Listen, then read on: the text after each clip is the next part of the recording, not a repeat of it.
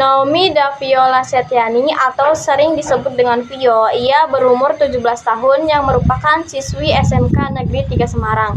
Naomi merupakan warga Jalan Kauman Baru Blok B1 Semarang. Asal mula pendakian Vio ikut pendakian di Gunung Slamet bersama rombongan open trip berjumlah 40 orang yang ia temui di TikTok.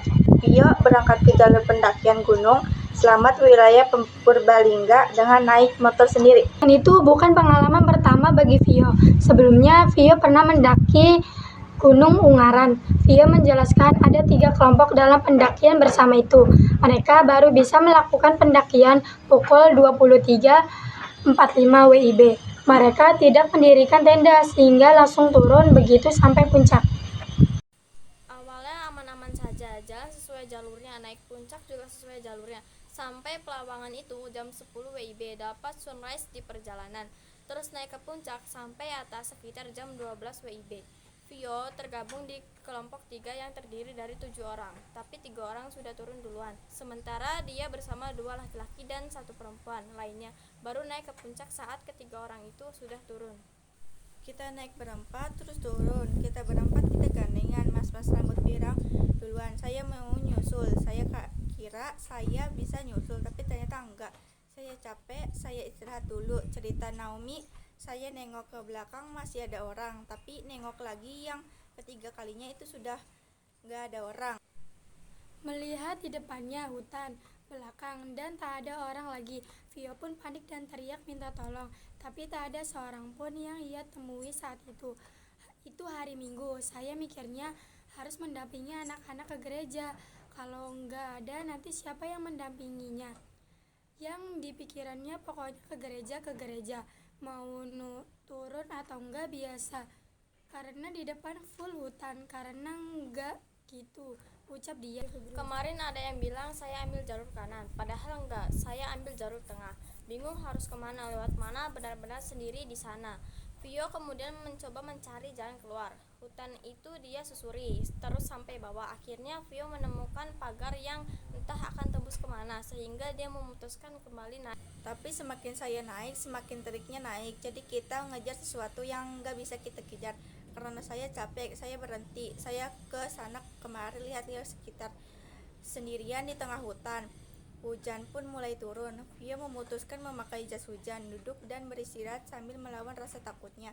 Dia tak pernah menyangka harus menghabiskan malam sendirian di Gunung Slamet yang baru sekali itu dia daki.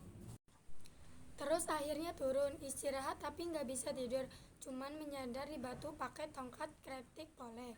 Di situ saya lihat sunrise, nggak bisa foto-foto karena HP mati dari hari Minggu. Powerbank nggak tahu di mana juga, paparnya ikut arah burung. Kemudian entah dari mana muncul seekor burung di depannya. Burung itu seakan menunjukkan jalan pada Vio. Dia pun mengikuti arah burung. Saya lihat ke depan ada burung, saya ngerasa diarahkan ke bawah, saya ikuti.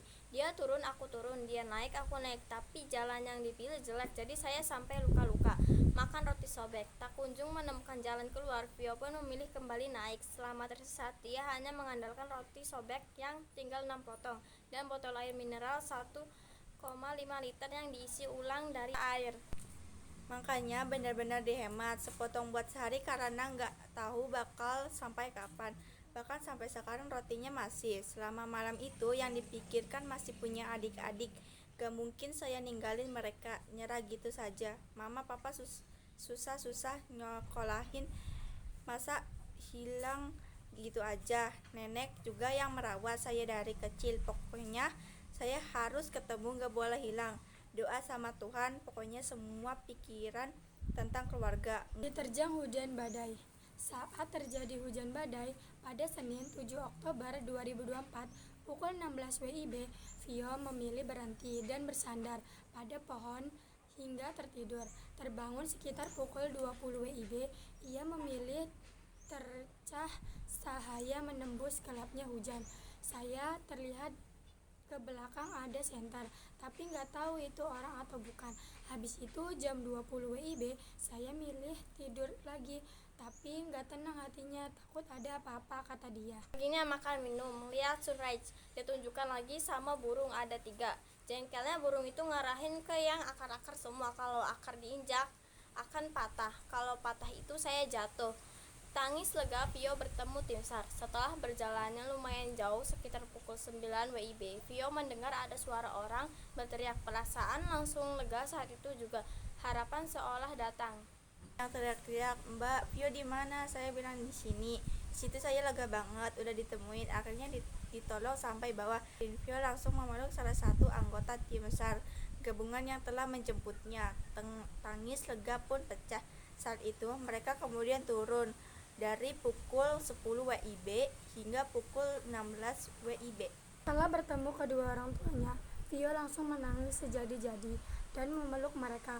Usai 2 hari tersesat sendirian, Vio akhirnya ditemukan dalam kondisi sehat tapi lemas. Begitu ketemu orang tua senang banget sampai nangis. Peluk mama, trauma sih enggak, tapi yang jelas enggak bakal dibolehin naik gunung lagi, pungkas dia.